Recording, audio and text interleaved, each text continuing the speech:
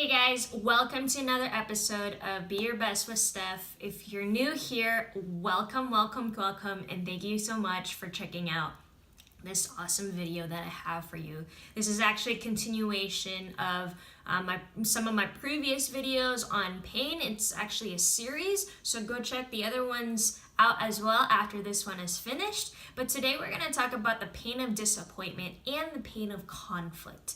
So with the pain of disappointment, what happens is a lot of the times when we start on something new, we're kind of scared that we're gonna disappoint ourselves. And how do we do that? By failing, right? We're scared of failing, and so that prevents us from actually committing or following through because we feel like we should just altogether avoid the disappointment since, we've failed so much in the past or have been inconsistent in the past.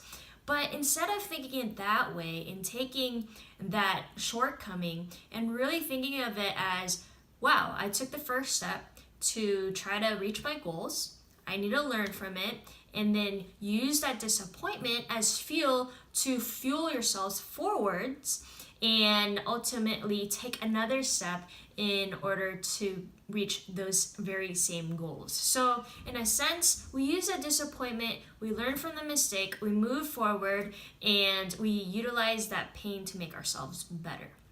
The second thing is the pain of conflict. Now, with newer things or newer lifestyle changes or newer goals that people tend to have, it always kind of requires them to really grow or to reflect on their current environment, such as the people that they're hanging out with, or even self, reflection as well. And so let's just take weight loss. When someone's trying to lose weight, obviously they're going to be eating healthier. They're not going to be laying around and watching TV and eating pizza all the time. They're going to be choosing better options for foods.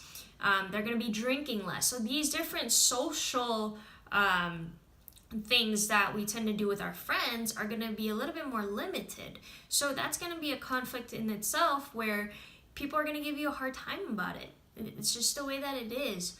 But don't be scared about that.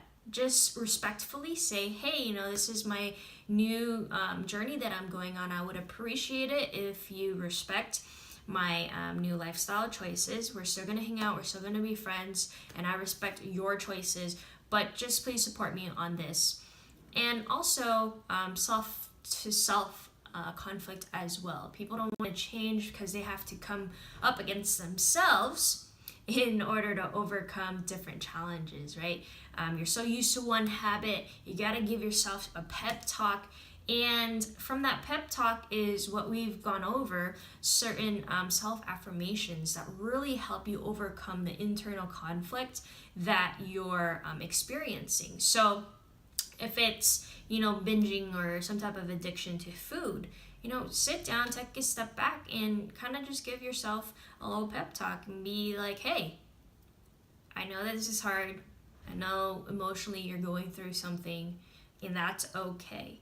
But we are strong. We're going to be able to make it through this, and we just need to do it together. We got this. Let's go. And in that way, you're engaging yourself in the process instead of being scared or overwhelmed at the fact that you're so emotional and you give into those poor habits. So hopefully that was helpful. Thank you so much for checking my channel out.